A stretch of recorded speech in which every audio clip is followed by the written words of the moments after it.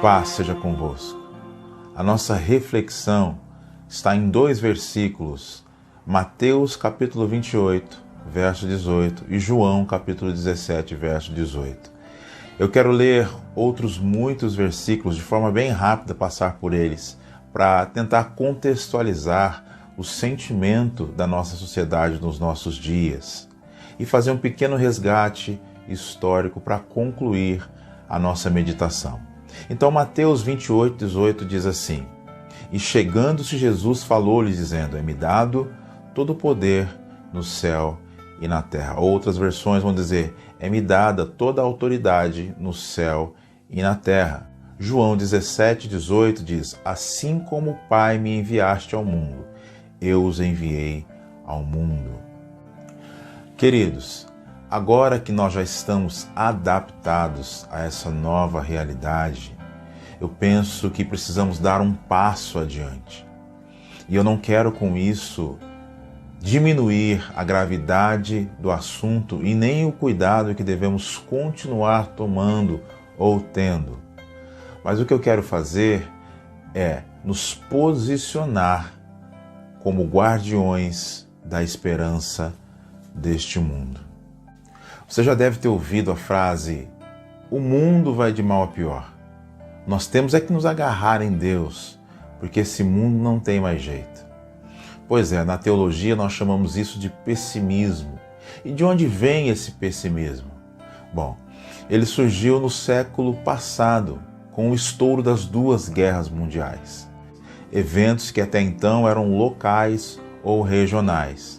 Nós víamos num movimento social bastante otimista, chamado de positivismo, que, somado às teorias das evoluções, que acreditavam que tanto o ser humano quanto a sociedade estavam em plena evolução para melhor, e por isso o lema Ordem e Progresso na nossa bandeira nacional, levaram o homem a pensar que estavam certos quando retiraram Deus e a fé das principais tomadas de decisão da sociedade. Isso lá no século XVIII. Os racionalistas até acharam que a igreja evangélica iria encolher ou até acabar. Mas aí no início do século, vem a Primeira Guerra Mundial e acaba com o otimismo social. Um pouco mais de 20 anos depois, estoura-se a Segunda Guerra Mundial, o que deixa a sociedade moderna desesperançosa. É nesse mesmo início de século que surge um movimento evangélico, que a propósito respondeu muito bem às demandas, porque a frase usada por eles era exatamente essa: o mundo vai de mal a pior. A igreja evangélica cresceu muito após as guerras mundiais e a igreja brasileira deve muito a esse movimento e esse sentimento social. Mas se por um lado a igreja cresceu no Brasil e se expandiu, por outro o pessimismo também cresceu e fez a igreja recuar em diversas frentes. Por causa do sentimento de que o mundo vai de mal a pior, a igreja deixou de participar das organizações e das instituições que regem o nosso sistema socioeconômico e também político. Por exemplo, educação, saúde, política, economia, são temas que nós deixamos de participar. Ou seja, entregamos nas mãos de não crentes as decisões mais importantes da nossa cidade, do nosso estado e, por fim, do nosso país. No entanto, os nossos pais fundadores não eram assim. A começar com Wesley, que lutou contra a escravidão no seu tempo, escreveu tratados de medicina, se envolveu com a educação, escrevendo material didático e tantas outras iniciativas, nós, nazarenos, sempre fomos um povo otimista. E otimista no sentido de que o Evangelho é a transformação do homem e, consequentemente, do seu contexto. Ora, alguém que nasceu de novo recebeu uma nova natureza que influenciará os seus pensamentos e atitudes e, como resultado, o seu estilo de vida. Isso fará o melhor indivíduo, um melhor marido ou esposa, o melhor filho, empregado, amigo e etc. Além disso, Aqueles que são comprometidos com o reino entendem que fazem parte da missão de Deus neste mundo, que é a restauração de todas as coisas. Portanto, estes serão agentes de transformação social e cultural.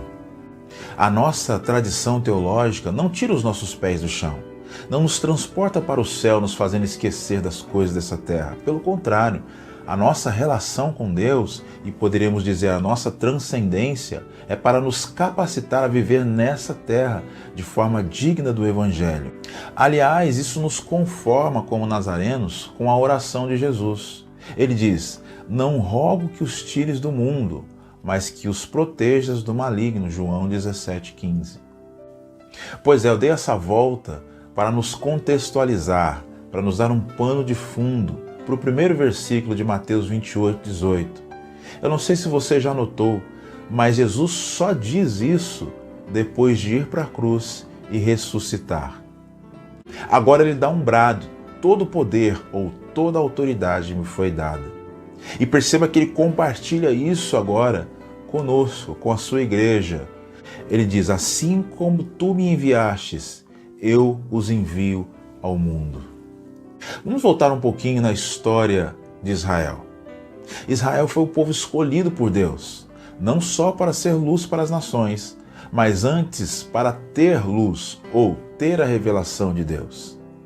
Os demais povos andavam em trevas e sob a influência de Satanás. Todos os povos antigos possuíam um panteão e viviam na idolatria. Estavam cegos e impedidos de ver a luz, e a cegueira os fazia viver na idolatria. Por isso, a constante exortação de Deus para que Israel se afastasse dos ídolos. Inclusive, esse é o primeiro mandamento: eu sou o Senhor teu Deus que te tirei da terra do Egito, da casa da servidão. Não terás outros deuses diante de mim. Êxodo 20, verso 2 e 3. O Salmo 147, a partir do verso 19, ele diz: ele revela a sua palavra a Jacó e os seus decretos e ordenanças a Israel. Ele não fez isso a nenhuma outra nação. Todas as outras desconhecem as suas ordenanças. Aleluia, diz o texto. Olha o que o apóstolo Paulo diz em Romanos, capítulo 3, verso 1 e 2. Que vantagem há então em ser judeu, ou que utilidade há na circuncisão? Muita, diz o apóstolo, em todos os sentidos, principalmente porque aos judeus foram confiadas as palavras de Deus. Ou seja, o restante do mundo estava em trevas e sob o domínio de Satanás, que os inspirava à adoração a falsos deuses. O que eu quero dizer com isso é que a vinda de Jesus e a chegada do reino também tem a função de quebrar o poder das trevas sobre as nações. Agora, Satanás foi legal e judicialmente expulso. Olha o que o próprio Jesus diz em João, capítulo 12, versos 31 e 32. Chegou a hora de ser julgado este mundo. Agora será expulso o príncipe deste mundo. Mas eu, quando for levantado da terra, atrairei todos a mim. Por isso o apóstolo Paulo vai usar esse direito legal em Colossenses, capítulo 2, versos 14 e 15. O apóstolo Paulo diz: e cancelou a escrita de dívida que consistia em ordenanças e que nos era contrária. Ele a removeu, pregando-a na cruz, e tendo despojado os poderes e autoridades, fez deles um espetáculo público, triunfando sobre eles na cruz. Agora, o reino de Deus, que não é visível como os judeus pensavam, pode avançar. E esse reino está dentro de nós, é o que Lucas vai dizer no capítulo 17, verso 20 e 21. Em Mateus 13, a partir do verso 31, Jesus explica que o reino se desenvolve e progride. O seu reino cresce e se expande na medida em que o evangelho é pregado e as pessoas vão se convertendo. É o nosso papel. Esse é o tempo, irmãos, que o Senhor nos deu para levar a esperança de salvação às pessoas. Isso como prioridade, mas também levar o alimento, a roupa, medicamentos e assim por diante, atendendo às necessidades da nossa comunidade. Então, com esse vídeo eu quero te convidar a abrir os olhos e ver as necessidades à sua volta. Pode ser dos seus irmãos em Cristo, pode ser necessidade dos familiares, amigos, vizinhos. Sempre há alguém à nossa volta que precisa de ajuda. A igreja é a última salvaguarda da sociedade, não só dos valores, mas da esperança. Se ela for pessimista nesse tempo, então realmente não nos resta mais nada. Então eu quero te encorajar a não dar um sermão a alguém, mas sermão para alguém nesse tempo. Que Deus nos abençoe, que Deus nos ajude, em nome de Jesus.